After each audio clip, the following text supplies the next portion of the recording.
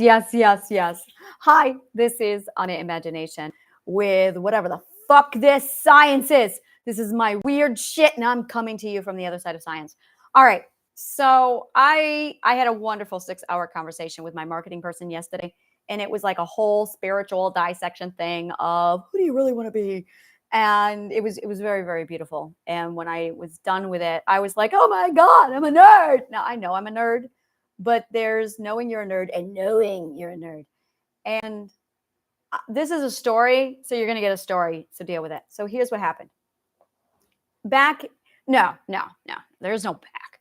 I've been struggling with this part of me for a long time. Like 20 years ago, I created a blog called Nerd in Denial. It's a long story where I was like conflicted with my nerd side. And I embraced my nerd side, but it was a very long and difficult journey. And it was a very long and difficult journey, primarily because I'm a girl and I'm pretty. So those two things are like, oh, you can't be a nerd because you're a girl and you're pretty. You can't be a nerd. So it was something I was really, really struggling with for a very long time. And I was the one walking around going, oh, I'm a Trekkie. Okay, what's your favorite Star Trek? I haven't watched any of them yet. I just know it in my soul. So I was a Trekkie long before I even watched an episode of Star Trek. I had a cat named Tribble. I had a cat named Tribble. And she's my everything. I love Tribble. So that's my level of Trekkie, like dudes. And it was something I was very, very conflicted with for a very long time. So for me, the answer to life, the universe, and everything, I'm with my people now. They get me. Yeah, yes. The answer to life, the universe, and everything is logic, math, and physics. That just logic, math, and physics. That's all there is to it.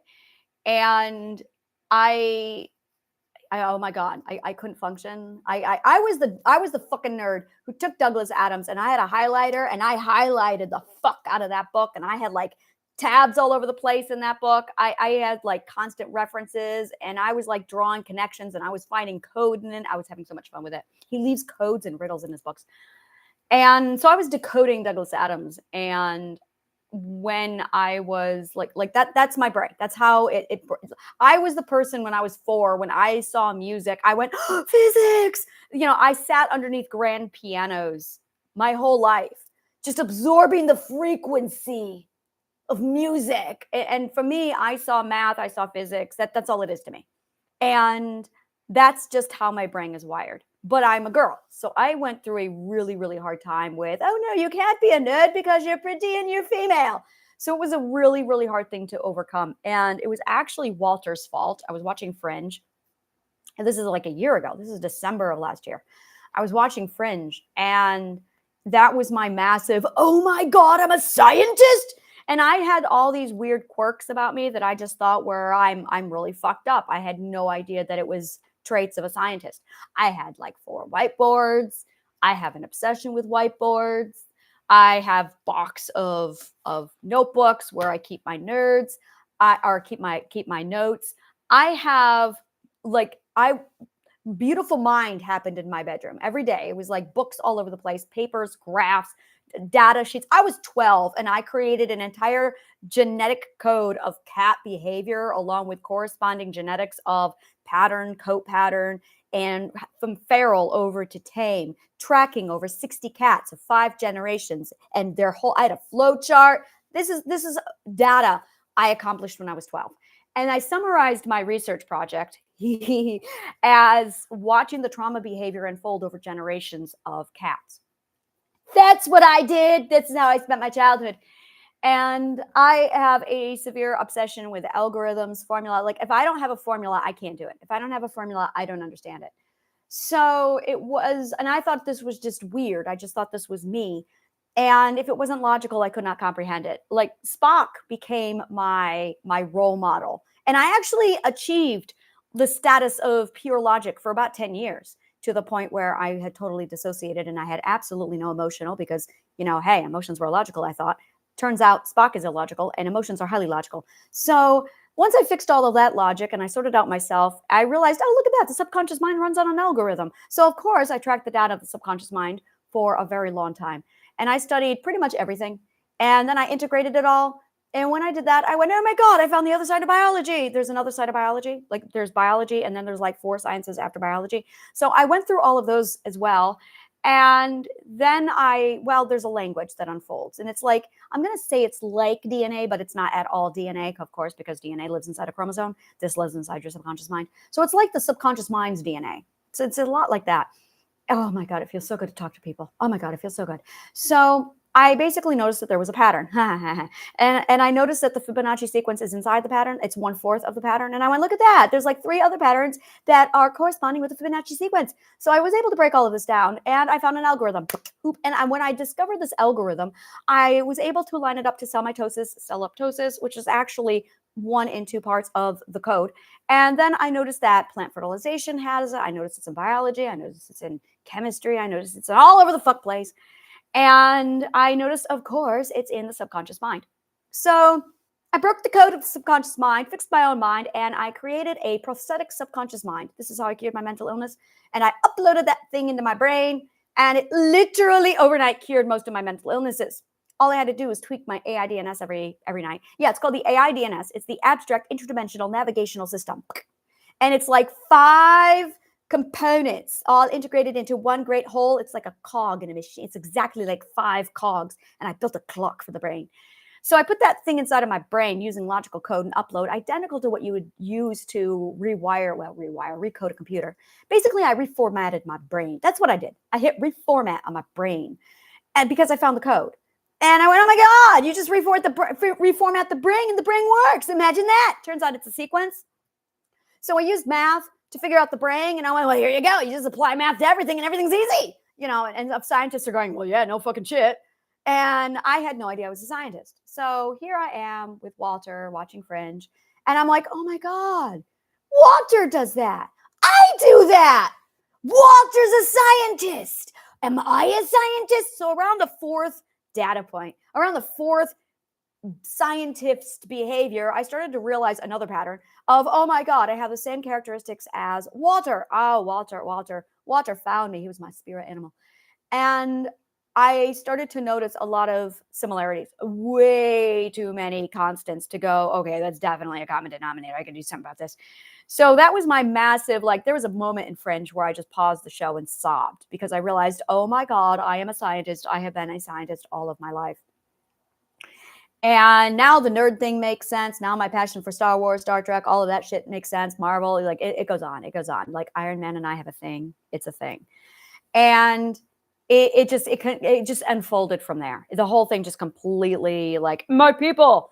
So when you get done with shit like this, you don't go, well, I'm better now. What do I do? Throw this. No, you don't. You market this. So here I am walking around for a year going, how the fuck do I market this? And I looked at scientific journals, and here's my problem. There's no scientific journal for this because there's no science to what this is.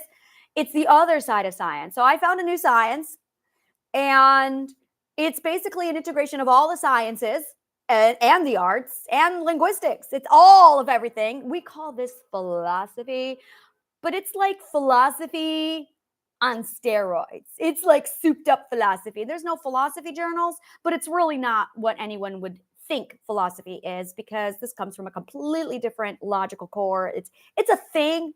So I'm going, well, if I upload it to the mathematicians' journals, then they're not going to have the psychology, the education, the linguistics. Literally, the education is in the history of education itself.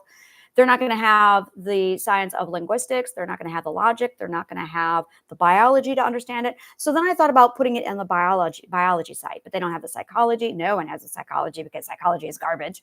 So I'm sitting here going, okay. And I realized no matter what scientific journal I upload this into, it really doesn't fit with any of them, even though it uses elements of all of them corresponded in together into this great interdisciplinary batch. And I had a lot of people going, whoa, this is way beyond everybody. Well, it's not above the scientists' heads. They get it. And I was told that I have to dumb it down. And I'm like, why am I dumbing science down for non-scientists? Why am I dumbing science down for non-scientists? They need to come over. What the fuck? And that's part of the sequence. So I thought about building a bridge. I spent a lot of time in the conduit phase where I'm like, okay, so I got a receptor, I got transmitters. We need a bridge. There's no conduit, there's no connection. So then I tapped into my power economics. I connected all of that and I went, all right, now what do I do? And I was fucking miserable. I was fucking miserable because I'm in the spiritual world and I'm like, ugh.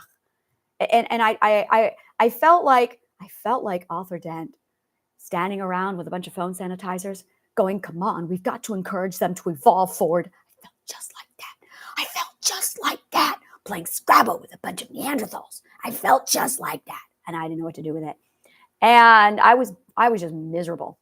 And I was attracting a lot of spiritualists who wanted to use my science to validate their ego. And we don't do that in fucking science. You know that. And I'm going, no.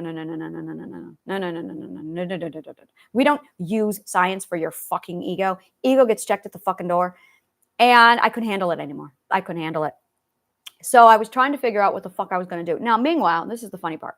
Meanwhile, I'm over here watching anime. I'm over here like I'm a multi-genre a fantasy author. I've got a dystopian book called Zombies from Space and Vampires. You know, I got that kind of weird shit going on.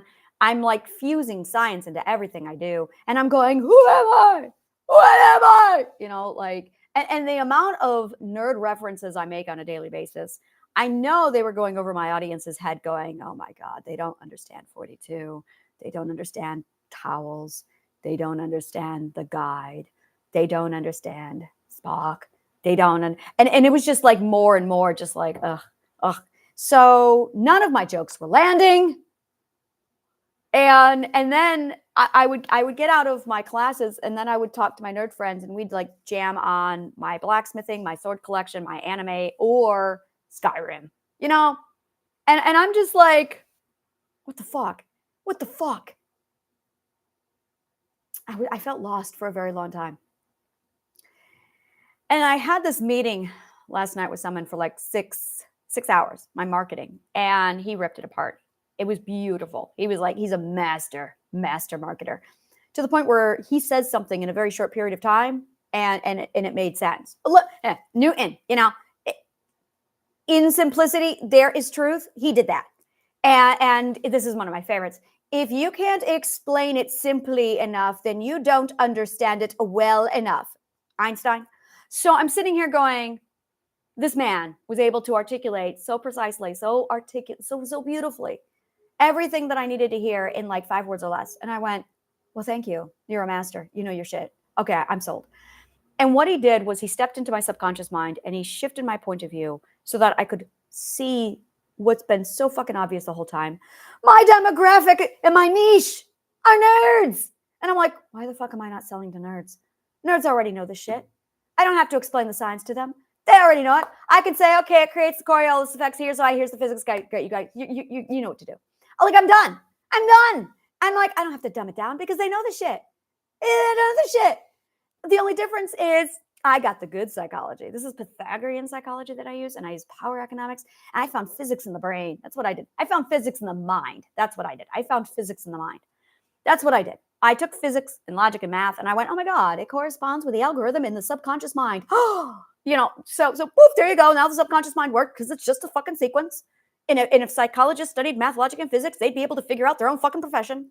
You know, and I'm going, wow, this is easy. So I have the algorithm, and now I can look at the subconscious mind, and I'm going, oh, it's a series of switches. Oh, it's just like a 101 code. Dudes, it is just like a 1010 code. Exactly like that. You just need to know which like thing to open, which thing to close. The whole thing is done. It's beautiful. Beautiful.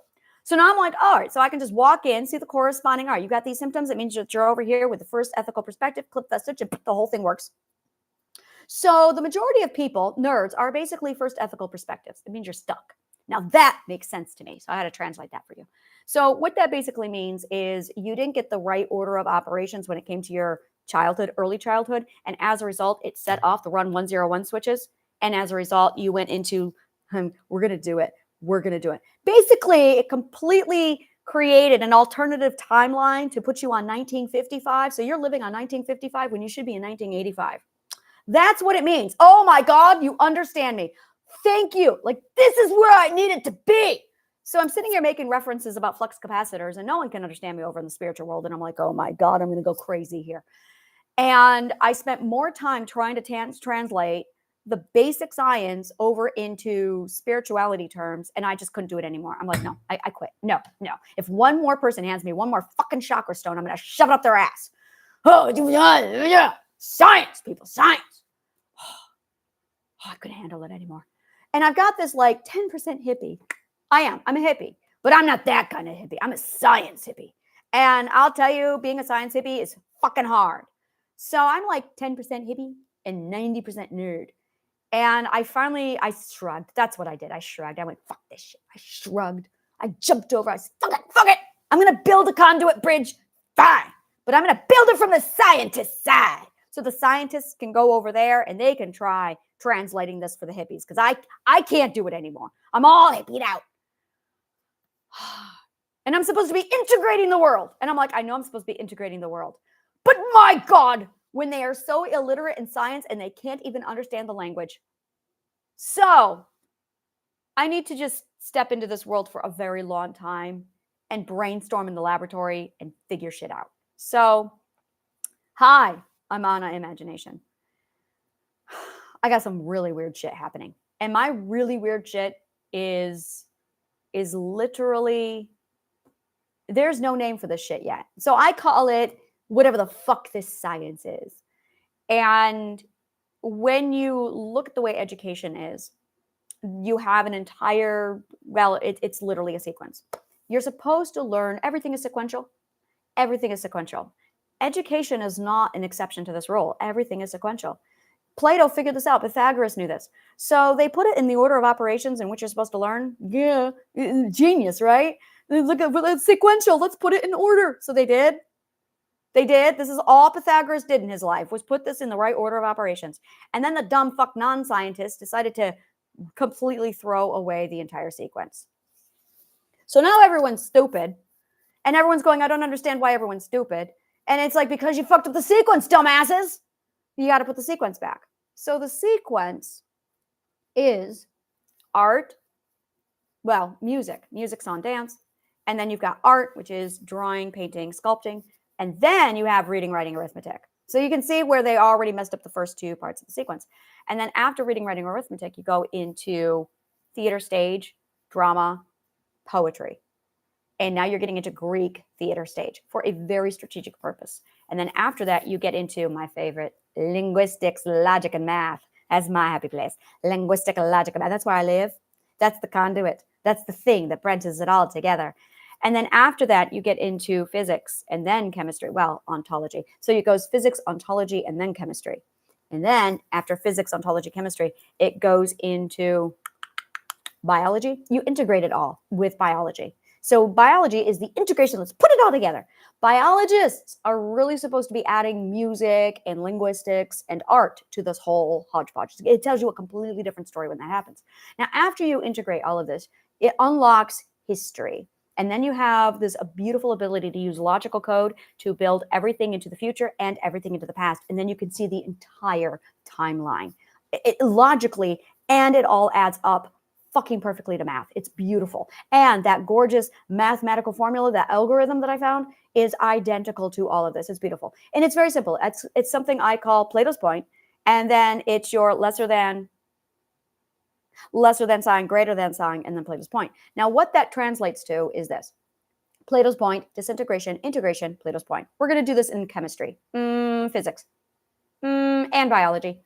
We're going to do sperm, and then you've got the germination period, cell mitosis, and then you're going to have fertilization, and then you're going to have back to Plato's point.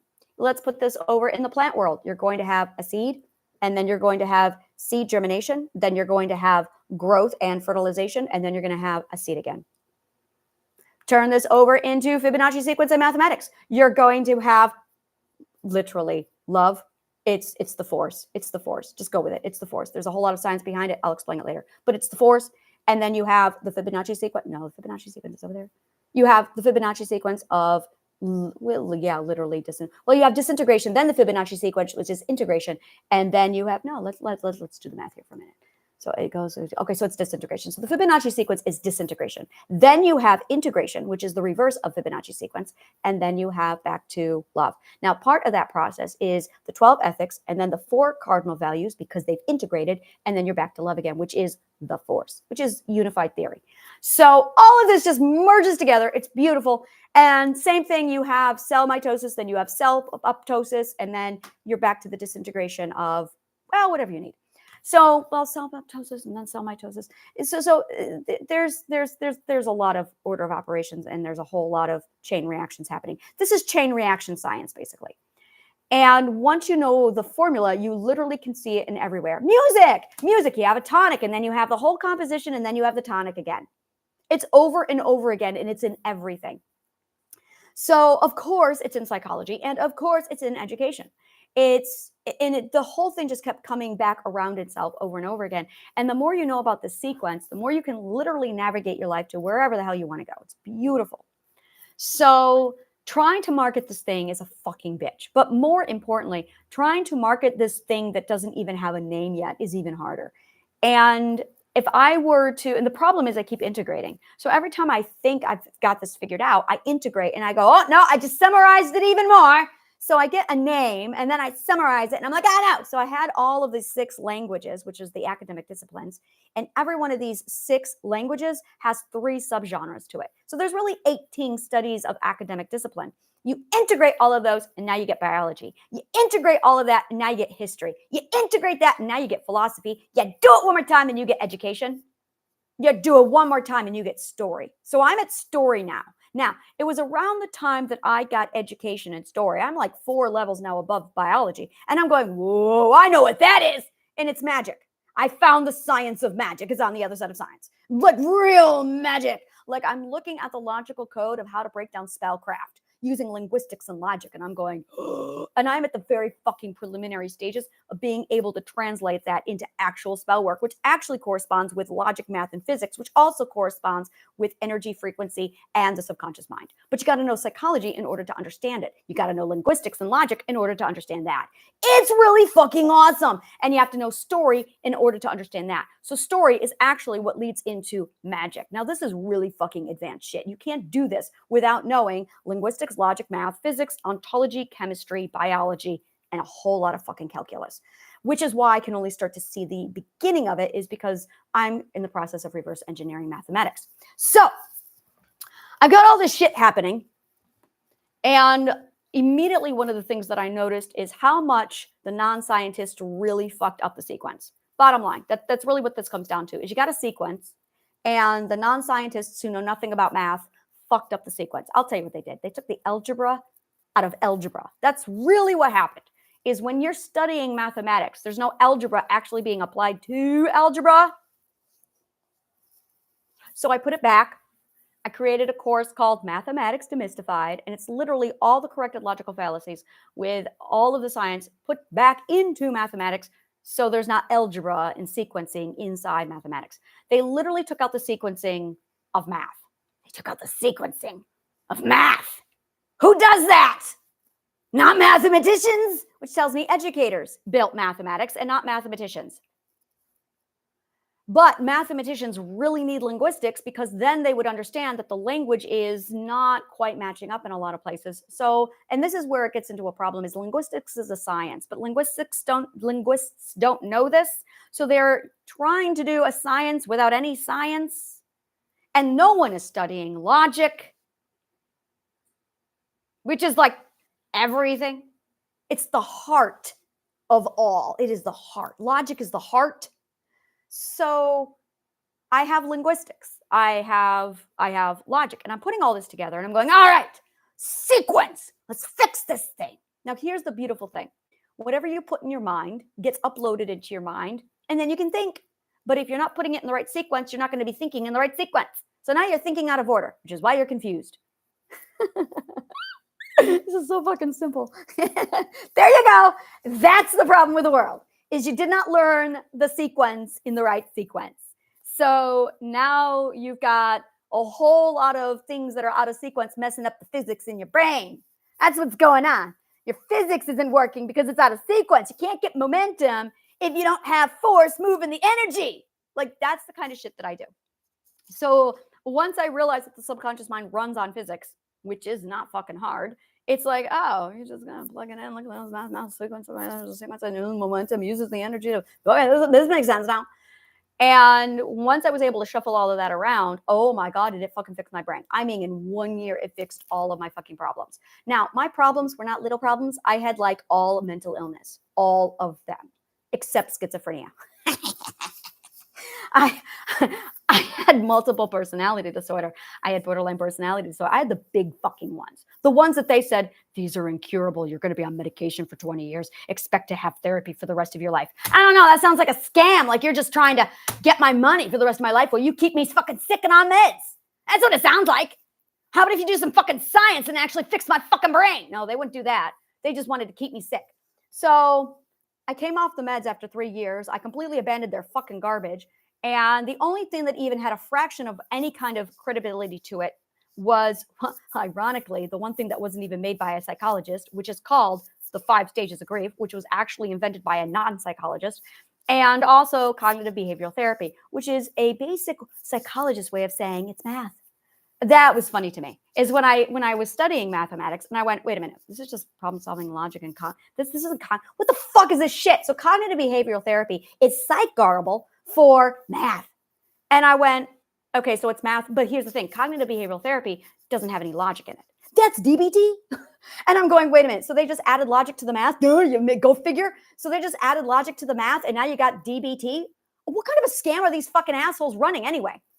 So I said, well, fuck their garbage. I'm just going to use math. Math is amazing. So you go to therapy and the therapists are like, oh, you need cognitive dissonance, cognitive behavioral therapy. And this is the other thing. I love the word cognitive dissonance. And I'm going, I'm a musician, right? Cognitive dissonance, that's just cognitive harmony, right? Do you know what cognitive dissonance is? Let's try a different word called out of phase signal. Ring a bell?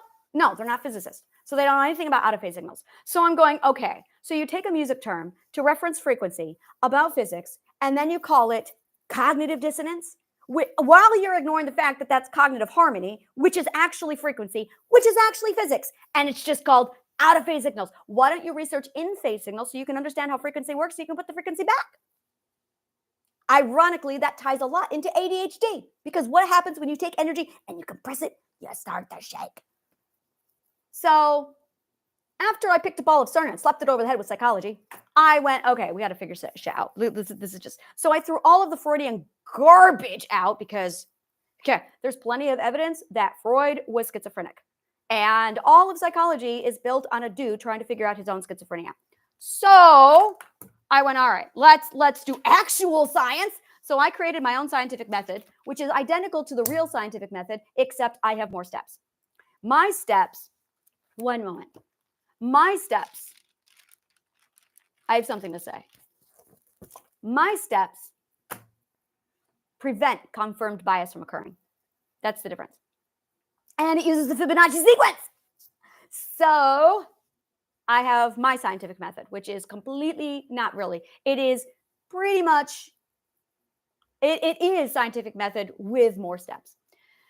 So I'm sitting here like studying the fuck out of all of this and I'm integrating it all and putting it together. And it all comes down to the sequence. Everything comes down to the sequence. So yesterday I did 2 videos on, this is the trauma sequence and then this is the natural sequence. So once you understand the trauma sequence, it's really, really simple. You can go, oh, I'm just missing the first ethic. I'm just missing this. Oh, this is where my parents fucked this up. Okay. And what you need to do is basically plug in the logical code. That's all you have to do is plug in an if-then clause to contradict the current if-then clause to override it. That's it. You have a problem with a lack of education. That's it. That's it. You just did not get the right education. So when you have a plugin for the education, which I built, it immediately upgrades the gaps in your education, which corrects the lack of logic. Now, logic is when you have the correct data. It's when you have the right order of operations. And it's when you have no gaps, no placeholders. That's it. That's it. So when you have logic, you have the correct data, you have the right order of operations, and you have no gaps. That's it. Logic is present. So either logic is present or it is not. It's a dichotomy. So either you have logic or not logic. Logic, when you have it in its purified, perfect, gorgeous form, is truth, which is what all of science is based on, which is why I love science. And to not have logic is to have lie or logical fallacy, which is false. Now the whole thing falls apart because you can't knit a blanket and then have a drop stitch and expect the whole thing to stay together. It doesn't work that way. Everything is sequential. So once I started to really dissect sequence and order of operations, mathematics, I simplified all of it. And then I simplified it again. The whole thing just kept integrating because I was using the integration formula, and I put it all together, and here I am now.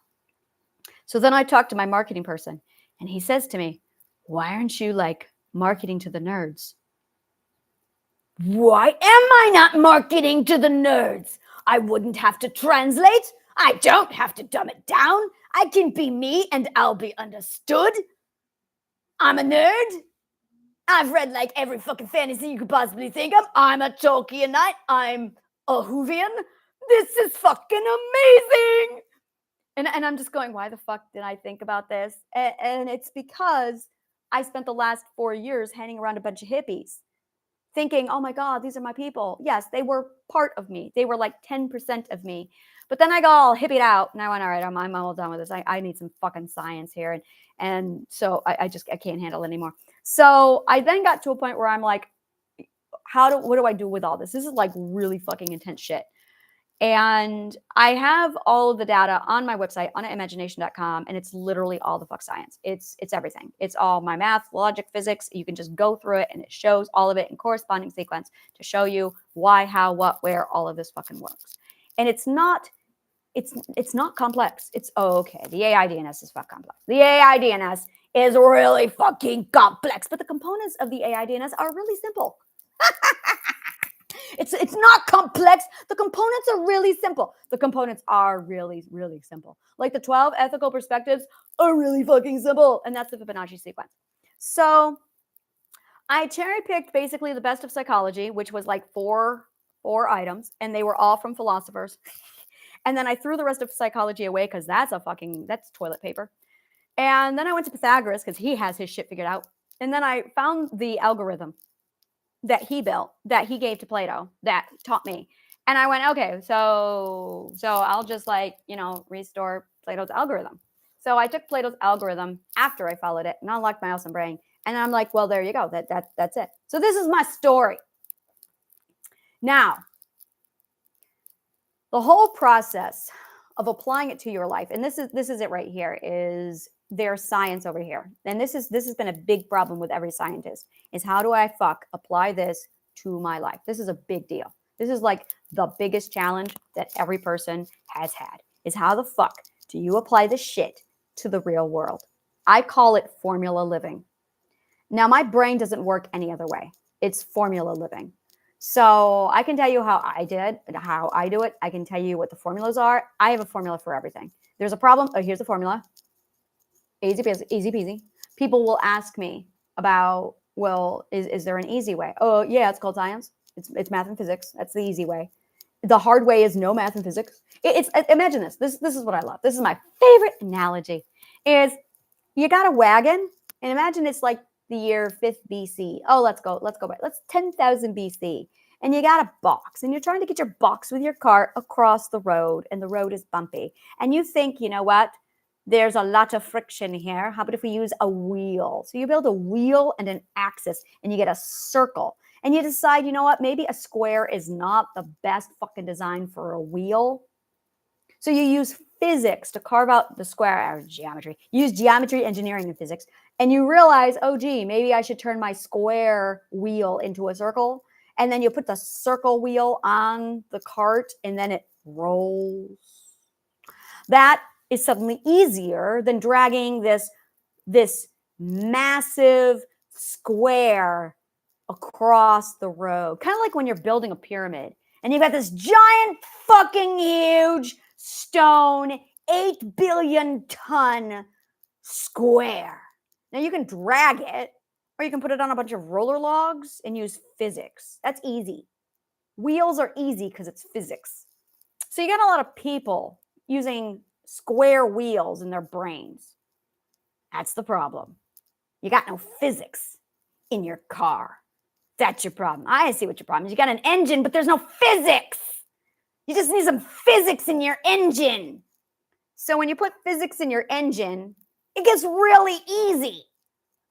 So I see that a lot where people are like, it's so hard. Well, you're not using science. You need science. So once you understand how to use science in the real world, oh, it's fine. It's fine. But we're not taught to think this way. And that's the biggest problem. We're not taught to even think this way. We're not taught to think with physics, which doesn't make any sense to me because I can't not think without physics. Like I was 2 going, music, physics, frequency. And then I had like the frequencies pouring all over my body. So I don't understand. This is where there's a gap between me and the rest of the world where I'm like, how can you not think with physics? And this is my conundrum because I don't understand. I don't understand. So now I'm trying to figure out, I'm trying to think like a person who doesn't think with physics, which has never happened to me. So I don't know. But let's take this way. Let's just get right down to this is how life and people move through physics. So there's a lot of logical fallacy that's bullshit, and that's the problem. People talk about limiting beliefs, which is non-science talk for logical fallacy. So let's talk logical fallacy. A logical fallacy is basically a lack of logic. So there's a whole lot of logical fallacies that are so fucking bullshit that it's actually causing a problem. That's your square wheels. So you've got a bunch of square wheels with logical fallacy. So the first one is human beings are unpredictable. No, they are not. They are highly predictive. It's a 12-part algorithm. It's just a complex algorithm. It's very simple. It's complex. It's complex. That's the AIDNS. It's complex, but it's simple. So complex means that it's made up of simple parts. So once you understand the simple parts, you can integrate them into complexity. If you have something that's complex, you need to break it down into simplicity. That way you can understand it. And once you take something complex and you do grouping. Mathematical grouping is the best thing in the world. So once you understand how to do mathematical grouping, you can take any complex situation, do the grouping, break it down, and then you've got the gorgeous little, it's great. So what I do is, first thing I did was I realized that there are 12 personality types. Now, the majority of people, we have stopped evolving. Science has proven this. We have stopped evolving. And according to my data, we have pretty much stopped evolving at the 6th ethic. No one is beyond the 6th ethic. Very few people are beyond the 6th ethic. And every one of these ethics is a stage in the sequence. So you have a sequence, and the sequence is the 12 ethical stages. And there's a lot of people who have not made it past the first stage. There's a lot of people who have not made it past the second, the third stage, the fourth stage. These parts right here, no one's made it past. Like the majority of the planet is at 4th ethic. But the 4th ethic, if they had the right algorithm in the right sequence, they wouldn't be stuck at the 4th ethic. They would be evolving on without a problem. People who evolve without a problem have the right algorithm, which means that they don't have the right algorithm. So even though you're a 3rd ethical perspective, that doesn't mean you have the right 1st and 2nd ethic. So when you go back to really dissecting what's wrong, I realized it comes down to 2 problems. 2. The first problem is avoidant behavior. The second problem is no man's land. I call this indulgent behavior. So you're going to have an avoidant or you're going to have an indulgent. And that's it. You have an avoidant or you have an indulgent. Now, avoidant is a word we all have probably heard all over the internet. And indulgent is a word we are not familiar with at all. The people who are avoidant are one personality type. The people who are indulgent are a different personality type. Now, the people who are indulgent fall into pretty much 3 categories. I would say 5 categories. You have the 4th, you have the 2nd perspective, you have the 3rd, you have the 4th, you have the 5th, and you have the 6th trial. And what's going on in these cases is they have prematurely evolved without the foundation. They're just missing the foundation. Really, that's it. All sequences have a foundation. Your foundation is based off of your origin and also your parent.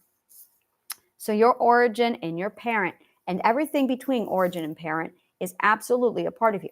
The foundation has been removed. So you are now a successor in this massive lineup of frequency of sequence. Well, yeah, you are a successor in a sequence and you don't have any of the foundation. That's going to really mess up your programming. It's literally gutting the core and the heart. It's the motherboard of your computer. There you go. You have the motherboard of your computer literally removed. So you're not going to function okay. You're not going to be okay at all. So we basically have to plug back in the foundation. In order to do that, we have to go back to the beginning of the sequence and restore the sequence. 100% of all psychology is pure education. So the reason why we're all fucked up is because the educational system is fucked up. This is the most freakishly weird thing ever. Just a moment. The weirdest, most amazing, freakishly thing ever. I just finished my notebook, so I have to date when I finished my notebook. And apparently, I have my notebooks last me 4 days because I scribble so much in my notebook. Oh, and this is what I have. First ethic. I'm documenting my notes for my mad scientist notes. So give me a minute. I'm doing my lab research. So marketing, first ethic, data, addiction. So I love patterns. Pattern recognition is like my passion. It's like, oh my God, my brain is designed to seek pattern. It's like I can't not see pattern. I see pattern in everything. I see pattern in anomalies. So oh yes, I see patterns and anomalies. So when I'm looking at things like education, and I've got my handy dandy algorithm, I'm looking at my algorithm and I'm looking at my handy dandy educational, like understanding everything I know about education. And then I've got the subconscious mind with the 12 ethics. So I've got the 12 ethics. We're going to call that the 12, well, we're going to call it the trauma sequence. And then we are going to look at the control group, which is the natural sequence. And then we are going to look at the standard algorithm, and that is the logic of Plato's point. I don't have a name for this thing yet. Plato's point, disintegration, integration, Plato's point. That's the life formula. But let's call it the life formula. It really is the life formula. And I call it the algorithm. Isn't that catchy? Algorithm, because it is in everything. The algorithm. And then we have one more, and that's education. So now I already have substantial everything to plug all of this in. So it all comes together. It's all integrated. It all matches up. I've already got like 8 data points that has all of it. Like it's substantial. This pattern is all over the place. But what I wanted to do, and this is what it fits together like. So imagine you get the horoscope 12 horoscope thing wheel, and you get a clock that's 12, and you get the circle of fifths, which is 12. What else am I missing here? You got the clock, you got the horoscope, and you've got the circle of fifths. So when you take those 3 things, and you interlay them, they fit together gorgeously like a clock. In fact, they're a clock. It's a clock. I call this the universal clock. This begins a cog in the universal clock, and that's one component of the universal clock. Is one of my favorite things to do is the universal clock. That's a whole thing that I do. So we're not going to talk about the universal clock. We're not going to talk about the universal clock. So what we're going to talk about, though, is that's an example. What we're going to talk about is how all these other things inlay and create something new. This is called integration. So I see the natural sequence, which is the control group. I see the trauma sequence. Now, I also have something that I have not called yet. Well, it's like on his chart. It's basically the entire map of all mental illness. It is the mental illness sequence. So I'm going to call it the mental illness sequence. Now, the mental illness sequence is literally aligned perfectly with the trauma sequence. They're identical. And you can take the trauma sequence and you can align it with the mental illness sequence. And you'll notice that they fit perfectly. And now you have literally time perspectives showing you the exact deterioration at when in development due to trauma the mental illness occurs. So here's a fun fact. It is not what happened to you that creates the trauma. It is when it happens to you that creates the trauma. That is the first logical fallacy, is it's not what happened to you, it is when it happened to you. But you have to know about sequence and math to see that. So what happened to you is irrelevant. That's so moot. When it happened is going to determine what kind of mental illness you had. So all mental illness occurs with an obstruction of the first three ethics, period. There is no mental illness after the fourth and fifth ethic. If you can make it to the fourth and fifth ethic, you will not have mental illness because the foundation is there. So mental illness is actually an obstruction of your foundation of human development. So we're going to go off even more here. We also have human development. That is another sequence. And we also have the academic disciplines. That is another sequence. And this is my favorite part. We have scientific method, my scientific method. Scientific method. And that is a sequence. This is the fun part. So now we are up to 1, 2, 3, 4, 5, 6, 7 sequences. They're identical. And they fit together like a perfect clock. They're identical. So when they fit together and they all matched up and I went, oh my God, I got something here. Suddenly it tells a completely different story, a very, very different story. And what I noticed was a person is only as mentally ill as their education. And this is extraordinary, is the education corresponds with the mental illness. So if you have a mental illness, it's because you have X amount of education. So if you take out as part of the academic discipline sequence, you're going to have X amount of mental illness. If you have over here, that's going to correspond with this problem. And if you're over here, it's going to correspond with this problem. So this is a great example. A person who has a problem with social skills, you missed the conduit section of the academic disciplines. You don't actually have social skills or social development problem. What you have is you are missing the linguistics, the logic, and the math of the sequence. If you have a problem with being able to be independent or handle conflict, you have missed the first ethical perspective. You have missed the music and the art section of the academic discipline. If you are really, really good with comprehending something, but you have no social skills, you are probably missing all of the art and all of the linguistics, specifically the linguistics bridge. The linguistics bridge is vital. Almost everybody is missing the linguistics bridge. Almost everybody. And I started to notice this pattern of just by talking to a few people, I would be able to go, okay, well, if you have these mental problems, you're missing this education. You don't have mental problems, you're just ignorant. And that's really what it comes down to. Mental illness is not mental illness, it's ignorance from poor education. That is the biggest fucking lie that our society has told us, that mental illness is trauma. No, it's not. Mental illness is education. Because if you had the education, and this is something I learned, it's because I had the education. And this is really, really fascinating. I was traumatized. Well, I wasn't traumatized. I was exposed to really horrific abuse after I had the education. And I could handle it. I could problem solve it. I could translate it. I could understand it. It was the inability to translate it, understand it, and actually go through the entire process. That was the problem. So it's not mental illness is caused by trauma. No, mental illness is caused by ignorance, which is why the more uneducated a person is, the more mentally ill they are. It's fascinating.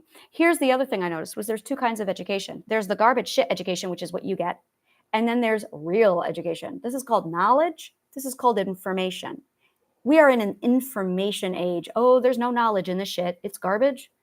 So I noticed that there is a very specific type of knowledge that prevents mental illness. We're not getting that education. I'm going to tell you right now, you're not getting that here. So not here. This is actually the only place you're going to get it. You're not getting it in your school systems. So that knowledge is actually the key to mental health, which explains everything because knowledge is the programming of the subconscious mind. And when you look at human development, you're supposed to be receiving the right academic disciplines in the right corresponding order of the sequence, which we're not getting if we are not going through the process because somebody has obstructed our development. When a parent obstructs our development, they're actually obstructing our development through the academic disciplines. And again, this is 1, 2, 3, 4, 5, 6, 7 data points. 7 data points. Not 4, not 3, 7. And these are just some of the frequencies. Why am I saying frequencies today? Do I need to talk about frequency? I might have to talk about frequency. This is some of the sequences, only some of the sequences that I have found. There's multiple sequences like this all over the place. And every time I find a new sequence, it fits this entire algorithm over and over again. And I'm like, oh, holy fucking shit. Flow charts are I have a fear flow chart. The fear flow chart is absolutely part of this. I have a fear flow chart. I have an emotions flow chart. And the emotions flow chart fits into this. All of it keeps corresponding. All of it keeps corresponding. So when you're struggling with something, this is another one. Addiction. All addiction is control addiction. Doesn't matter how it's materialized. It doesn't matter how it's manifested. That's not relevant. What's mattered is addiction is control. You have a problem with control. You have a problem with control because your education was compromised. This is the other part. I told you avoidant, indulgent, that's education. That is how we learn. You need to study the science of education, which is avoidant, indulgent, which is psychology. Education and psychology are the same thing. So now you have your avoidant, you have your indulgent. You're doing one or the other. And this is where we're getting into now scales. Now you're getting into power economics with scarcity. Now, when you're looking at scarcity versus abundance, what you're really doing is playing around with indulgence and avoidant, which is learning. In addition to that, you're also looking at the equilibrium of balance. Now you're looking at self-regulation. Oh, biology has a lot to say about resource partitioning. And this is something that really, really baffles my mind is when you look at economics and biology's resource partitioning, how the fuck can an economist do economy without biology? Like, it's the same fucking thing. How the fuck can you do economy without understanding biology? And you can't do biology without understanding logic, math, physics, science, like all of it. So I'm just looking at this whole thing going, wow, have we really fucked up education? Which is why the economy is the way it is because the economists aren't biologists. The economists really need to be biologists. So this is all addiction is literally a control addiction. You're really contending with addiction or with control. Now, here's the thing. Addiction is actually about indulgence. You're trying to control your indulgence because your indulgence was compromised. Let's do the flip side of that coin. It's called phobia. When you are phobic, you are dealing with an avoidant problem. So you're avoidant based. Now here's the irony, because I love irony. Welcome to linguistics. Phobic is avoidant, but they're actually indulgence. And control addiction is indulgent because they're avoidance. And what they're doing is you have an avoidant who's trying to indulge. You have an indulger who's trying to avoid. Balance, equilibrium. Now we're back to the karma. We're back to the dharma. We're back to the rata. We're back to the truth. We're back to the equilibrium of all. It's beautiful. So when you understand as an avoidant that you're dealing with an addiction, it's because your indulge and avoid learning mechanism has been compromised, preventing you from having the right ratio, mathematics again, the right ratio of avoidant and indulgent. That ratio determines your ability to control. You have a problem with rationing. That's it. You have a problem with rationing. So now you basically have scarcity abundance, and here's where it comes. With the person who's looking at the addiction, they have scarcity problems. Technically, they all have scarcity problems. They all have scarcity problems. No one here feels like they have abundance. That's the problem. The thing is, the scarcity is being categorized in 2 different kinds of categories. So you have one grouping for scarcity, which is avoidant control addiction, and the other scarcity, which is indulge phobic avoidant. Which one are you? Now, with the indulge phobia avoidant, you're going to have 3 1955 branch offs of corresponding ways that that's going to go. With the avoidant control addiction, you're only going to have 1. But I've also noticed that the avoidant control addiction, well, no, the avoidant is one. That's first ethic right there. That's first ethic. There's a lot more here. Like this is the happy place where I love to rip this apart and just dissect it even further, which I'll be doing later. But what you're really dealing with when you're looking at addiction, avoidant, indulgence is control ratio. I'm trying to figure out how to simplify all of this so that, like, I've got graphs. It's all over on my website. And trying to break this down into a simpler format to show how it's all corresponding and relating is really vital to understanding of it. Now, the science behind this is biology with resource partitioning, which leads into economics. You're going to need physics. You're going to need math. Of course, you're going to need language, and you're going to need logic. So those are the sciences involved in breaking this down: linguistics, logic, mathematics, biology, economics, and physics. Which is why everyone needs to be studying everything and not just one or two of the sciences or one or two of the academic disciplines. So, yeah, that's it. Logic, language, mathematics, biology, economics, and physics. So when you are now confronting it, and here's what you're doing is there's that concept of gluttony is wrong. That's another logical fallacy that our society puts out there that reprograms our brain. So every time we have a really stupid line, what is it called? What is it called? It's that thing that a person says, like an idiom. Every time you have an idiom, in most cases, that idiom is actually logical code, but it's always logical fallacy. So these idioms are actually putting incorrect logical codes inside of our programming, which disrupts our entire sequence. So now you have a logical fallacy. Now you have mental illness because you have a limiting belief. You have a logical fallacy. So the first one is gluttony is evil. No, it's not. Gluttony is mandatory. Gluttony is evil. Okay, don't practice so much. Convince somebody who practices a skill that gluttony is evil. Because when you're practicing, you're actually doing gluttony. And that is the kind of logic that's not being taken into account with the whole, oh, I can't be a glutton. I can't indulge. Do you know anything about the art and science of practice? Because all you're doing when you practice is indulging. That's how we learn. You have to indulge on A to appreciate B. Now you're talking about appreciation. The same stuff you hear in economics and real estate with appreciating value, appreciate, same word. You need to study linguistics.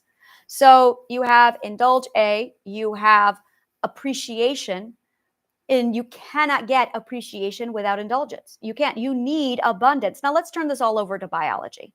Let's literally take all of this and just right in the middle of biology.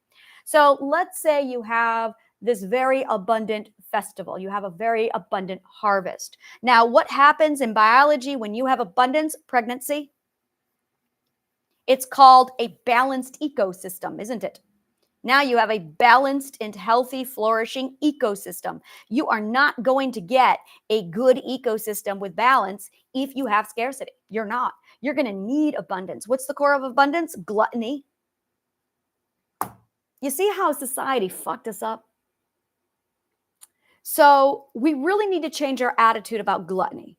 We really do. Because this is what's fucking up addiction. So now you've got the forbidden fruit paradox. Oh, the forbidden fruit paradox. The forbidden fruit paradox is, I'm going to say it, it's psychologists' fault. Forbidden fruit paradox is the biggest problem in the world right now. So this is one of my favorite logical fallacies. You have something called self-authority. I love self-authority. Now, I'm an author. Have you noticed that the word author is part of self-authority? Author. You know what else is part of authority? Authentic. Do you know what that means? Original. Do you know why it's original? Because you're an author. That's what authentic is. So when you're walking around screaming, I want to be authentic, I want to be a real boy, what you're really talking about is authority. So now you've got these dip fucks going around saying, well, I'm an authority on that. Really? Did you write it? Because that's what authority means, that you wrote it. I'll tell you who an authority is. Pythagoras is an authority on the Pythagorean theorem because he wrote it. There's only one authority on the Pythagorean theorem. Now, you might be an expert. You need linguistics for this, by the way. You might be an expert, but you're not an authority. Big difference. I am an authority on whatever the fuck this science is because I discovered it. I am the only authority. Just like Einstein is the only authority of E equals mc squared. Like Tolstoy is the only authority on War and Peace because he wrote it. So when you write something, that's when you're the authority on it. What does that mean? It means there is only self-authority. It means there is no such thing as any other kind of authority. There is self-authority or nothing. Authority cannot exist. That's like saying, I'm trying here. The autobiography is written by the authority. The biography is written by the expert. So the words are self-authority or expert. Now let's flip over into the world of psychology. Authority. What you're really doing, BDSM mistress. Let's get into domination for a minute. Authority. You take that authority. Now you're handing it over to somebody. No, you're not. Every fucking sub and dom knows this. You are not turning that over to any authority. You are the authority. Now you can assign roles. You can assign, but you assign. The fact that you are assigning leaves you the authority. The sub is the authority. The sub is always the authority because the sub is the one who is saying, this is what I want. Here's the script. This is what you're supposed to do to me. And the dom says, yes, ma'am. That's BDSM. That's domination. The dom is hired by the sub to do whatever the fuck the sub wants. The sub wants to be humiliated, the dom does it. The sub wants to be nourished, the dom does it. The dom is the servant. The sub is the authority. Now, that is why the sub has the safe word, because the sub's in charge. Abusers and narcissists have that reversed because they're dumb. So, because they're abusers. So when you are looking at the world of self-authority, you end up with a forbidden fruit paradox if you give up your authority, which you actually can't do because you are the author. So you hand your authority, metaphorically speaking, over to an assigned authority figure. You're the one who decides that person is an authority. No, they don't get to tell you. Somebody comes along and says, well, I'm an authority. Really? I want to see your credentials. I want to know what your history is. I want to know what you've done. Now you're looking at credibility. If you're an author, there is no credibility. You're the author.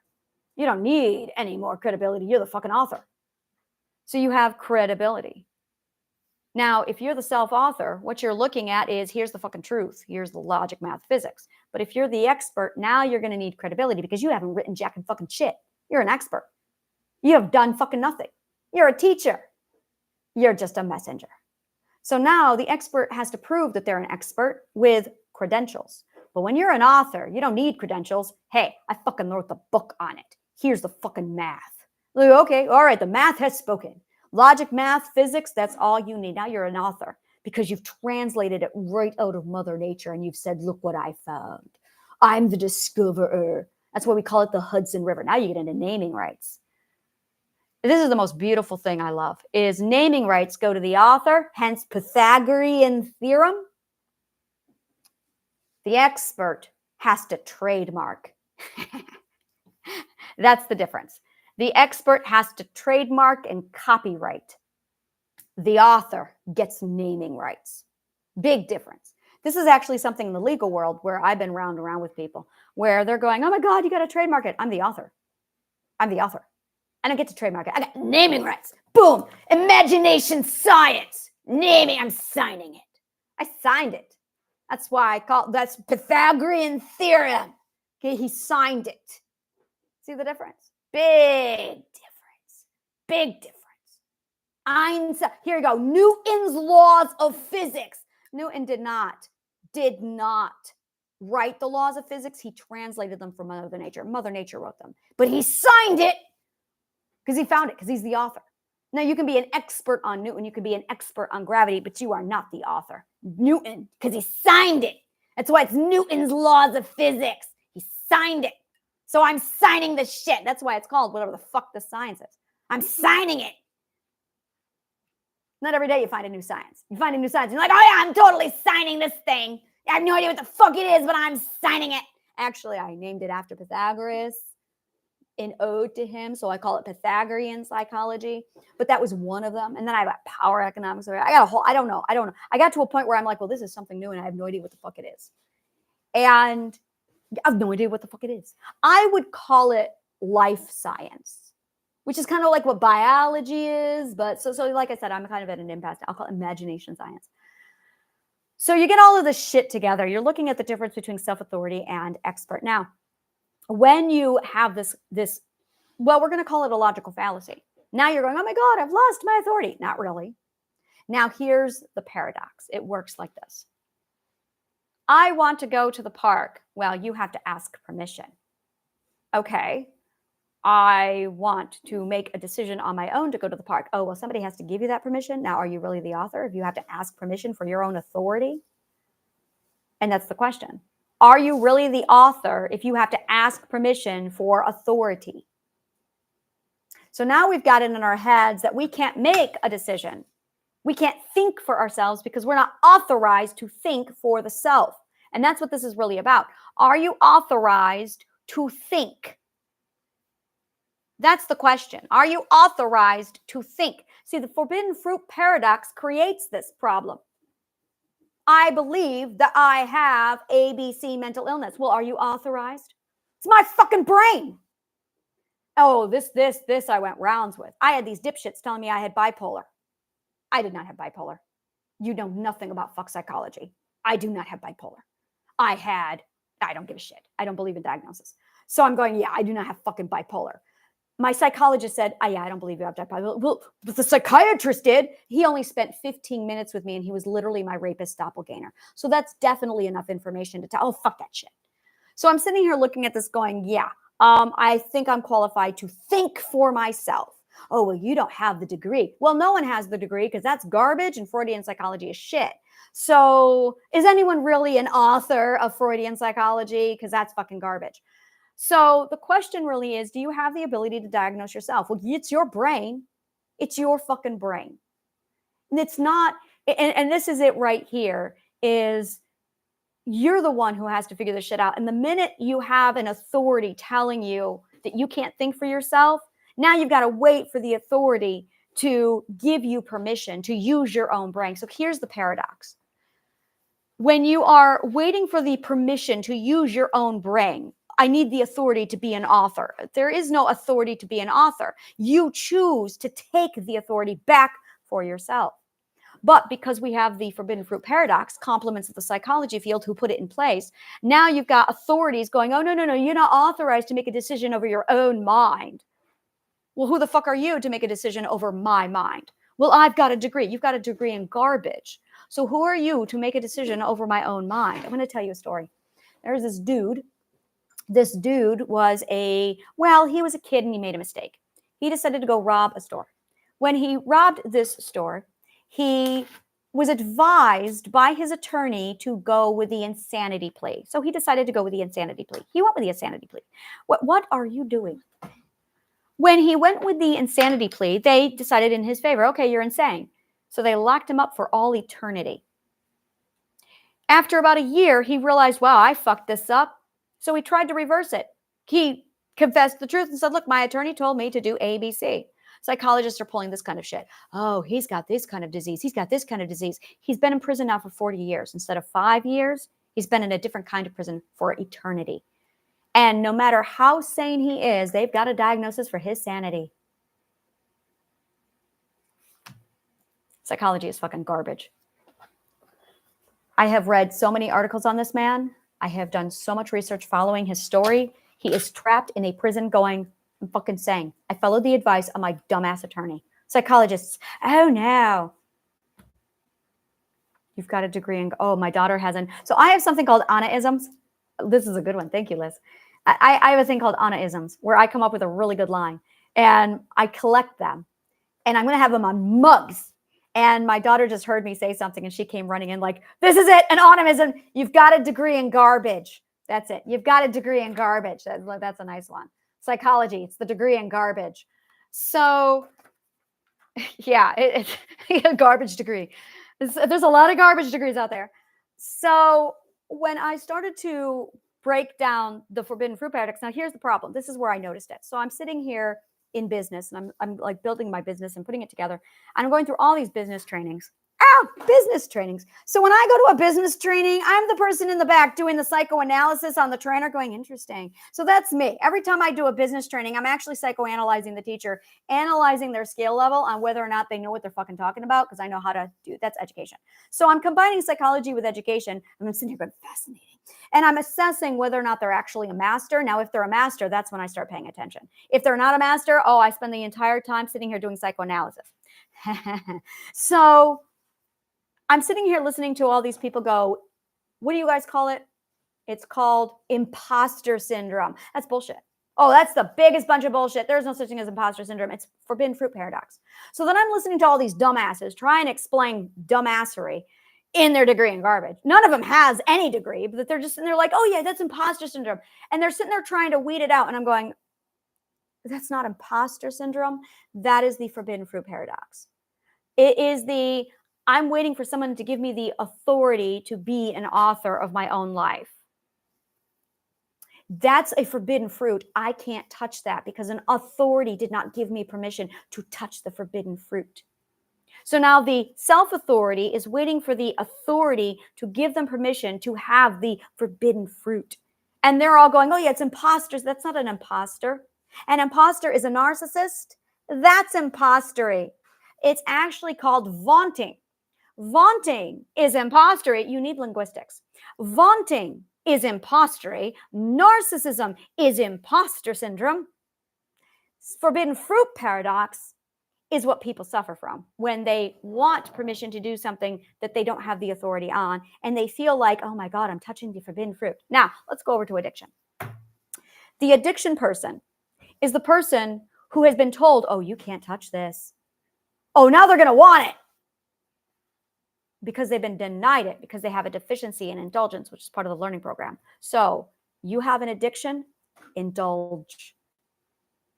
Indulge. Because now you're dealing with forbidden fruit paradox. Indulge. This is how I got over my addictions. I indulged. Now, if you have an addiction that's dangerous, like drugs, completely different ball game. Completely different ball game. I can't advise you on that. There are actually some facilities where if you have a meth or a heroin or a coke is actually the number one killer. I spoke to an ER. He's a doctor in the ER in New York City. And I ripped this subject apart. I wanted to know what was the number one killer of all the drugs. Cocaine. Why? Heart attack. That's it. It's like drinking 10 cups of coffee over and over again. And I went, dude, he goes, cocaine. He goes, that's the one that kills. I said, well, what about marijuana? He goes, we never saw anything on marijuana. Okay. Meth, never. Nothing. What they saw was cocaine. Cocaine kills. Don't fucking touch cocaine. Because it's a heart attack in a little, like, don't touch it. So I'm going to say this, but I'm going to say if you have a problem with the dangerous ones, hold off. But there are facilities where you can do heroin and meth safely so that if you run into a problem, and I don't know what countries these facilities are in, but I want to say, is it Finland? I can't remember. It might be Finland, where you can go to this location and you can do meth and whatever you're into, and it's being monitored with doctors so that you're safe. It keeps you alive, and that is beautiful. That is exactly what's needed. So, but if you're looking at porn addiction, if you're looking at alcoholism again, but if you're take the forbidden fruit out of it, because what your psychology is doing is you are attaching that forbidden fruit paradox. Oh my God, that's a forbidden fruit. That's really what you're contending with. So you've got a control issue. You've got the addiction to the control. You're trying to take control of your life, which is really I need to indulge. So you're trying to indulge. Now, once you have the ability to glutton yourself, it loses its everything. I did this literally 3 months. All I did was indulge on my addiction. And then I got it out of my system. And I was like, oh, I'm good. It stopped being an indulgence. I just needed to indulge. So that's really all you're doing with the forbidden fruit paradox. But if you're, and this is amazing. This is the indulgence. I've done so much science on this. The research is it's insurmountable. When you are indulging, and then you like resist, and now you're avoiding. I can't handle it anymore. You have that break. You got to control because you want the indulgence. You gorge yourself. You feel guilty. You punish yourself. You hate yourself. Now you're in the cycle. Turn the forbidden fruit into your reward. More than that, indulge on it. Because when you indulge, you remove the forbidden fruit paradox. You get your fill. You realize, oh, I can have it. Oh, and it loses. I did this with my son. My son had a video gaming addiction. So I said, you know what? Video game to your heart's content. And he did. 3 years. All he did was video game. 3 years. Okay. Oh, I got a lot of shit from everybody else. Oh, you're son. Yeah, that's right. I know psychology, real psychology. Sure enough, after 3 years, he came to me one day and he went, Mom, I fucking hate video games. An addiction is equivalent to a child wanting a bunch of candy. And you tell the child, no, you can't have the candy. And the child sneaks the candy. The child sneaks, oh, you're going to call that candy addiction? Because that's what it is. Candy addiction. Now the child is like punishing itself. Oh my God, I ate all that candy. I feel guilty. Food disorders, same thing. It's the forbidden fruit. So now they're like, oh no, now they punish themselves. Now they hate themselves. Stop making it a forbidden fruit. Allow them to indulge. That's part of the learning process. If psychologists actually studied education, they would know this. So now you've got a child indulging. I did the same thing with my daughter. Oh, I did it with my daughter. She was 14. I took her into New York City. I took her into the largest candy store in the fucking world with $100. I said, whatever you want, $100. I don't even think I told her $100. I said, whatever you want. And it turned out to be $100. And I had her just indulge. 14 years old, and she bought every fucking thing in that store. Like 2 of everything. And then she had candy for 3 months. Guess what? My daughter has no sweet tooth. She likes chips. She got sick of chips too. Yeah, she went through I want chips. And so she went nuts over chips. And I went, okay. And now she's sick of chips. Now she loves healthy food. Now she loves sushi. It's like, all right. So now she loves sushi. And there you go. Allow people to indulge. It's the forbidden fruit that's the problem. And this plays a huge part into it. Just completely do nothing. Do it without any guilt. Glutton yourself. Indulge. And allow yourself. It might take 3 years. It might take 3 years. And then you're going to get bored. Then what are you going to do? And you're supposed to get bored. There's a progress. There's literally an order of sequence. You have an order of operations. So that when you go through the order of operations, you get to a certain point where you're like, I'm getting bored now. Yeah, you keep going. Boredom is a milestone. You're supposed to get bored and keep going. Don't stop at boredom. Never stop at boredom. This is the biggest problem people make. They indulge, and then they go, no, you got to get to boredom, guys. You got to get to boredom. So I'm like, come on. So they get bored. After they get bored, there's another milestone. After the boredom, they get antsy. They're like, I got to do something. Keep going. There's another one. This is called discomfort. This is the real aversion that people who have addiction have. This is really what the problem is.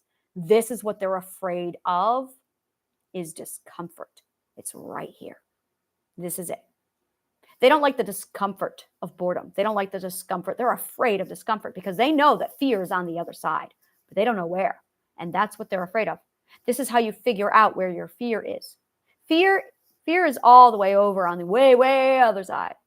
So there's milestones. So you get boredom. After you get boredom, you get antsy and you're like, what the fuck? And you go stir crazy. So there's literally cabin fever. I'm going to write this down. So the stages are indulgence is the first stage. And then after that, you get bored. After boredom, you get, what's the next one after that? You get stir crazy. you get stir crazy. Sit in the stir crazy. Keep it going. After stir crazy, you start to wonder, what else can I do? Now you're somewhere. Now that's where you need to be. When you start to wonder, what else is there? That is when curiosity turns on. Do, do, do, do, do, do, do. What else is there? So I'm going to show you what your mom or your dad did to you. You wanted to indulge. They wouldn't let you indulge. You started to feel antsy. Your parents stepped in and took care of it, and immediately it depleted. This is called potential energy. So your potential energy comes in, and you're supposed to build it and store it. You're supposed to have stored potential energy, but your parents deplete it. It's depleted. So it never gets stored up. And it keeps getting stored, and then they deplete it again. So your parents interfere with this process. You're supposed to get to the point of boredom and then stir crazy and then wonder and then curiosity. Now, once you hit curiosity, that is when you have full stored potential energy. Now, what happens at that stage is this. At full stored potential energy, that is when this part of your brain goes, we got to turn this over into kinetic energy. And you do. You got to turn it over into kinetic energy. So now you're supposed to take your full stored potential energy and you're supposed to transfer it over into kinetic energy. Now, what that means in non-science terms is you got to do shit. You got to do shit. It's called take action. So you got to take action. Now, in order to take action, you've got to have wonderment. What else is there? And curiosity. But you haven't even gotten to that point because you're not allowed to indulge. So there's an entire addiction stage happening. I'm going to show you my graph. This graph, this is my graph. It's reversed. You see, so you're storing up potential energy this way, not this way.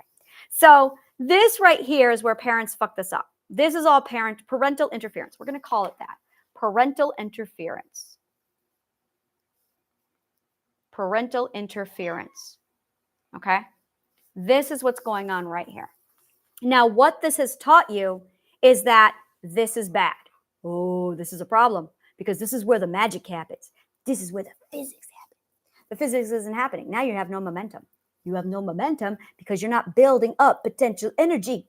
You need potential energy to build up momentum because it's exactly like you have a spring and you're sitting here compressing the spring and that's your potential energy because you're compressing the potential and then you go patoing and you let it go and it goes patoing and you're not getting to the patoing stage because your parents aren't letting you suppress the spring. Now, you've got the other people. These are my people. These are my people. These are my people. My people are the ones who get all that potential energy and then they suppress it. And there's compressing. No. They don't just suppress it. They compress it. They're compressing it. And you got people who try to compress potential energy. Physics has a lot to say about those people. So when you compress potential energy, there's a problem. Now, the other part that a lot of people don't understand is that this energy has another name. It's called emotion. Your emotions are energy. So it's emotional energy. And you have stored potential emotional energy. And now you're compressing, you're suppressing. Now, when you're compressing, you're doing a couple things with physics. The first thing you're doing is you're compressing the energy. These people are clever. The second thing you're doing is something called interference. I'm going to show you something else here. Well, I already did. Look at that. Okay, so did you notice the word here, interference? This is called physics. So interference, there's a lot that physics has to say about interference. Friction interferes with fluidity. So in addition to the interference, we have another problem. In addition to the interference, we have this called resistance. This is all physics, people. This is all physics. So now you're trying to deal with your addiction, but you've got the forbidden fruit happening up here in indulgence. So now indulgence becomes the forbidden fruit, which really makes you want it, which you're supposed to want it. You're supposed to want it. I know you're not used to hearing this. Now, here's the other problem. Let's flip this all over. Now you got society being stupid, and society is telling you shit like, oh, alcoholism is bad. Don't get me wrong. It's not healthy. But what's even more unhealthy is not being allowed the indulgence. Now, you also have physical indulgence and you also have the dependence. Dependence is something different from addiction. Very different, which means you've got two problems. Actually, got three. Two problems that you're actually dealing with. So you're dealing with the addiction. I'm not talking about the dependence. I'm talking about the addiction. See the difference? This is just the addiction part. The dependence is something different. Again, linguistics. So dependence is a whole nother problem. We're going to call that problem B. We're not talking about problem B today. We're talking about problem A. Problem A is addiction. This is what addiction is. It's indulgence. Now, dependence is a whole nother problem. That means you're going to need two mathematical solutions for your problem. That's what this means. It means you're going to need two logical codes. Three, because there's actually three problems here, but two. So the first one is your forbidden fruit paradox. With your indulgence, you need to indulge. Now, the dependence is actually codependency because you have an emotional prosthetic, because you are using it to supplement for something else. What are you supplementing? Oh, now we're getting into the magic tricks. The magic tricks is what comes in with dependence. The magic tricks is what I refer to as the escape room. There is no other room for this, or no other word for this. It is the illusion. It is 100% a magic trick. So when you are dealing with dependence, you are really dealing with the illusion of control. So you seek control over the indulgence, and what you end up dealing with is the illusion of control. So you're dependent upon the illusion. You're not dealing with reality. So now you're trapped. What's going on is you're literally doing a whole pain. You have a fake door, basically. You have a fake door. Your brain thinks, oh, that's going to give me relief. No, it's not. That's false relief. So you have a false door in dependence. So you've got first the forbidden fruit and you've got the false door. So you need to learn how to deal with the forbidden fruit, which is what this whole video is covering. The next thing you need to deal with is the false door of dependence. The false door is an avoidant tactic because you're not dealing with your fear. That's really what this is about. It's fear avoidant. And it's also combined with a panic attack. And the reason why is because you are not strategizing. That's why, which is going to give you anxiety because you have no strategy. You're not planning. That's it. You just haven't planned. This is called scientific method. So now, because you're not using scientific method to actually solve your problem, you're not making plans to solve your problem. Now, there's one more problem in all of this. In addition to your false door and your forbidden fruit, you have self-loathing. That's really the problem. You hate yourself. That is it right there. You hate yourself. You hate yourself so much that when you are not using scientific method because no one taught you, and because you are really dealing with forbidden fruit indulgence due to your lack of education because you don't know how education works because no one told you, you now turn on yourself and now you hate yourself. That is the problem. So you end up in this cycle of forbidden fruit, false door, hate myself. So self-loathing is the third part. The self-loathing is the core of all of this. That is really what this is. This is the core problem. Which is why you need to indulge. Which is why you need to learn how to learn. That's it. You just need to learn how to learn. As soon as you learn how to learn, you're good. You have never learned how to learn. That's something we don't teach in school. We should. So you never learned how to learn. You don't know about that you need to indulge because we got that gluttony bullshit going on. And now you've got self-loathing care. So now you hate yourself because your ethics are compromised. And that's really what this is you think you are unethical. Now, let me tell you something about first perspectives. They are the most ethical people of all of us. And I will tell you why. Because the first ethic, the ones who struggle with addiction the most, are the ones who have a very, very simple rule.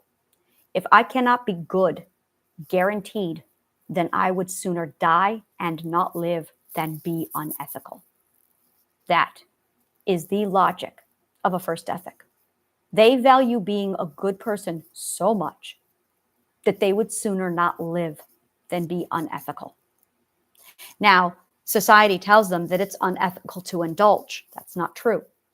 And they can't solve their problem. And most first ethics are smart, real smart. But they weren't taught how to apply scientific method and learning how to learn. And they're also what they think is doing something horrible and unethical, like indulgence. So now they've got this massive, massive problem. And now you've got this compromise of unethics. Now this opens another door, one of two doors. And that door is this. If you can't beat them, join them. That's it right there. If you can't beat them, join them. It's worse than quitting. Not in the sense of, not at all in the sense of unethical. It's hopelessness, it's despair. Now you're getting into the suicide ring, which is where suicide steps in. This is where it all stems from. And it's all because society is dumb and decided to pin gluttony as bad. Gluttony is not bad. Gluttony is mandatory for educational purposes. We don't call children who love candy, candy addicts. We call them children because they got to indulge. I learned this on MASH. I learned all of this on MASH. Father Mulcahy taught me all this shit. I learned this from Father Mulcahy. There was an episode, it was Dear Dad, one of the Dear Dads. There's only like 20. There's an episode of Dear Dad where Hawkeye is writing to his father and he's talking about Father Mulcahy. And there's a dog in the compound. The dog is an alcoholic. The dog loves alcohol. And Rosie comes out of the bar and she's like, this dog, he won't leave me alone. I love how she had a Brooklyn accent. She really did. Rosie had a Brooklyn accent. Did anyone else notice that Rosie had a Brooklyn accent? Just saying. So Rosie comes out and she's like, oh my God, this dog, he won't leave the fucking alcohol alone. I don't know what to do. She did not say fuck because the show was MASH, but I like to paraphrase. So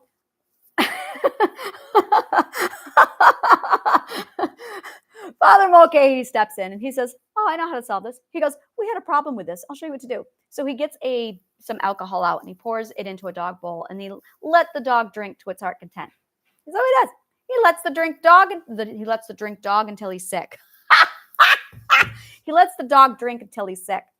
The dog drinks. Next day, Father Mulcahy comes in and says, all right. I believe it was a week that the dog was allowed to have as much as the dog wanted. So this is what happened. Father Mulcahy comes in, pours some scotch. The dog smells it and goes and runs off. There it is.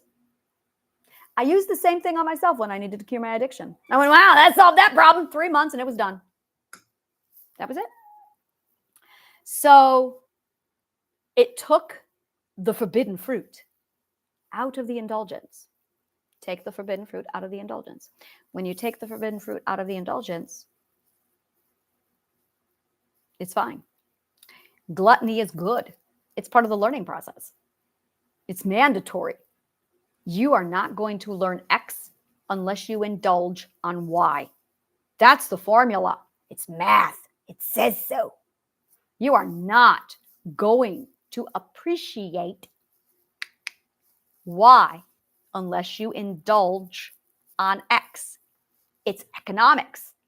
This is how it works. You want appreciation, you've got to indulge.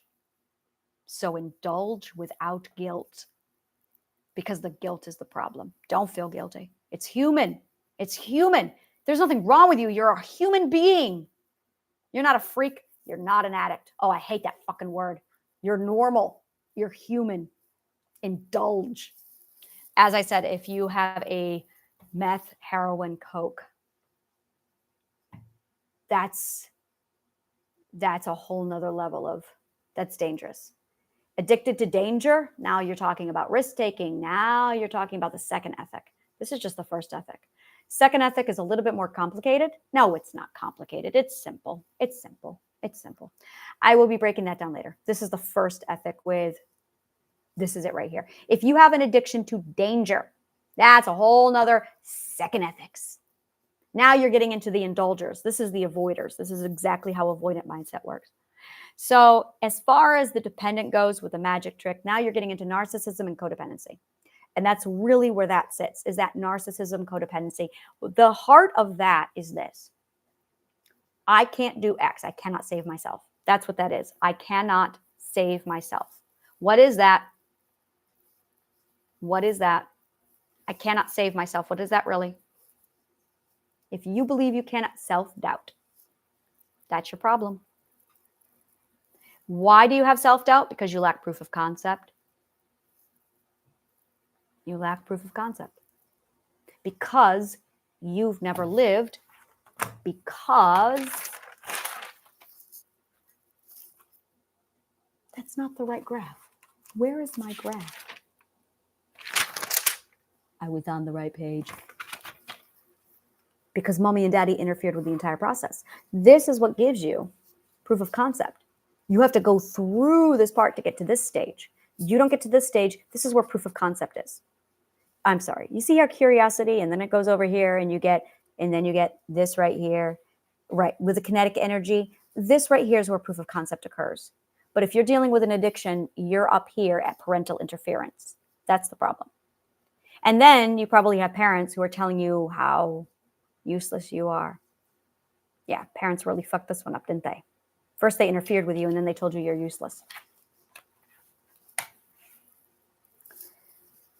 And you probably have a codependent with your parent who is a narcissist, who created the problem to begin with. So now you have no proof of concept because you haven't been able to go through the process. There's nothing wrong with you. You're stuck at the very first stage of learning. That's it. You're just frozen at the first stage of learning, which is indulgence. You're supposed to indulge. But your parents went, oh, no, you can't do that. Oh, yeah, have to. So you never grew beyond this point. You're stuck permanently. This is where you were at 1 and 2 years old, and you never left because mommy and daddy wouldn't let you. So absolutely. Now, in order to do this properly, you're going to want exposure therapy. Exposure therapy is when you're not going to use exposure therapy to your indulgence. Indulge to your heart's content. What are you avoiding? I can tell you what you're avoiding. You are avoiding proof of concept. You are avoiding proof of concept. What if I can't do it? What if I can't learn? You doubt your ability to learn.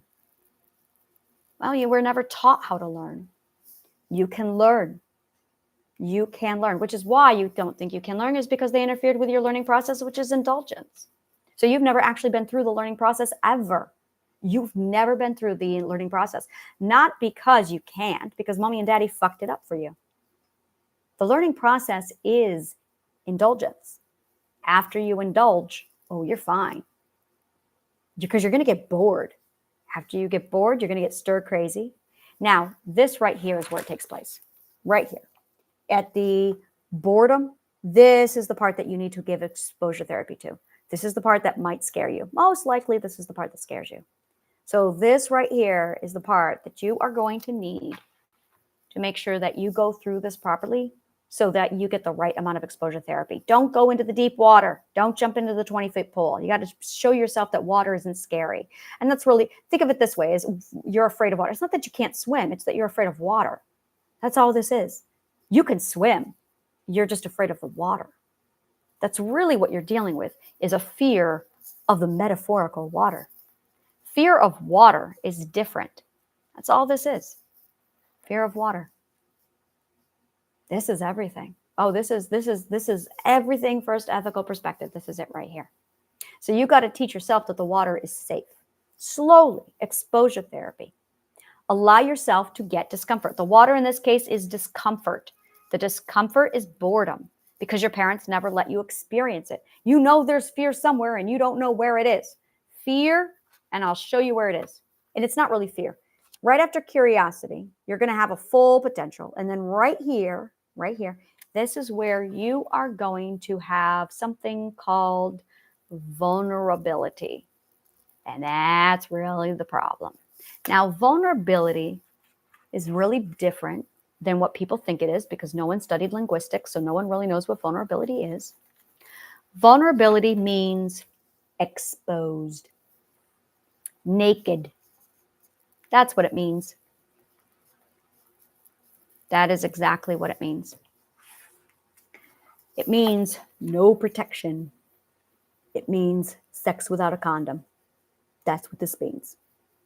That's it. Just exposed. So now what you're really questioning is, can I defend myself? Yes, because we're going to teach you that too. Can I defend myself? Self-defense. Can I protect myself? You have to learn that too. Now, when you get to that point of vulnerability, naked exposure, this is where courage steps in. Courage steps in right here. Fear is a lack of knowing. Fear is a lack of education. That's all it is. Fear of the unknown. Unknown contains the word knowledge. No. Fear of the known. Fear of the unknown. So when you know, the fear goes away. So you have to learn. So the formula for this is something I love called want, choose, learn, solve, do. This is the formula. Now, this is not the formula that everybody uses. This is the one they should be using. This is the right formula. This is want, choose, learn, solve, do. I'm going to show you the formula that actually people use. They want and they do. That's common. They don't want. Oh, that one's very common. And they do. Others choose. They don't want. And they do. And then there's want, choose something else, and then they do.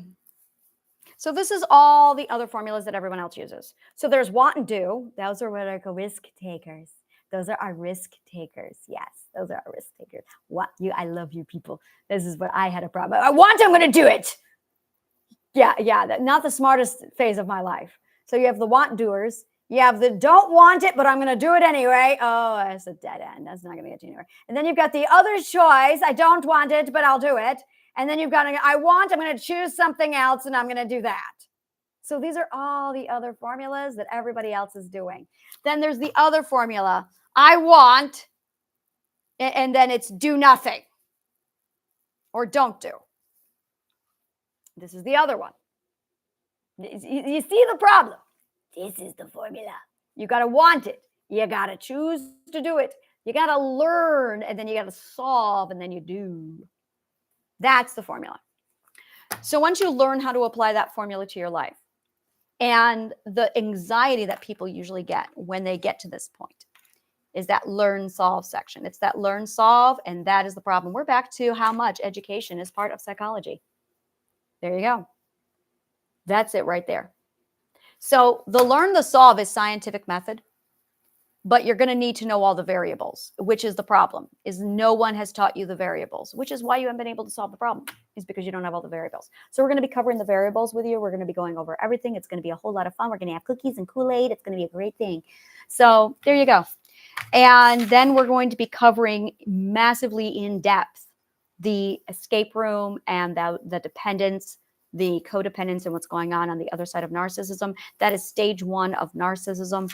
And that's it right there. That's it right there. You have and then we're going to talk about guilt and what guilt really is. Guilt is literally obedience. It's actually obedience.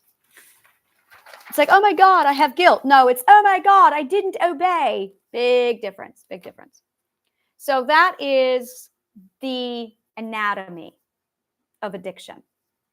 That's what that is. So thank you. And may the truth always find you.